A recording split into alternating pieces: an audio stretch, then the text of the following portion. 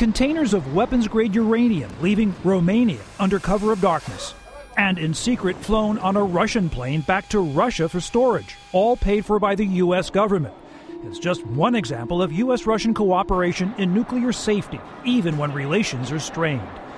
The joint program dates back to the fall of the Soviet Union and the threat of uncontrolled or loose nukes, weapons, materials, or know-how. We know that people are trying to get their hands on this material. We get it through our intelligence community.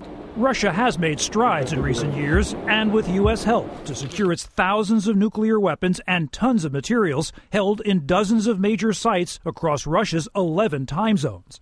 But according to a report by Harvard University's Nuclear Threat Initiative, about a quarter of Russia's nuclear sites lack security upgrades. Other reports cite more than 100 cases of nuclear smuggling since 1993. They found people trying to sell nuclear materials or offering to divert nuclear materials from various sites.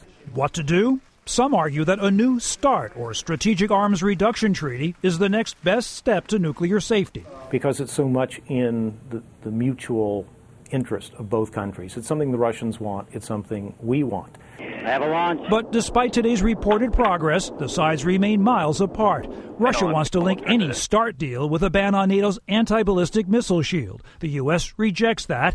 The current treaty expires in December.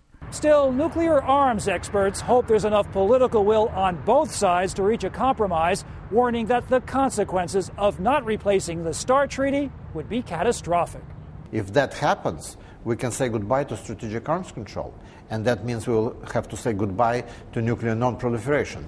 With other nations no longer under pressure to protect against terrorists acquiring an explosive device. It's not a question of whether, it's a question of when and where. Russians insist their system is safe, showing NBC News this high-tech anti-terrorist convoy used to transport nuclear materials by land. So this is kind of your main motherboard. The armored vehicles programmed to shut down in an attack and protect their cargo for at least 3 hours, enough time for help. Thank God we've never had to use it, he says, and they may never have to, say some nuclear experts, if a new START treaty is signed. Jim Masada, NBC News, Moscow.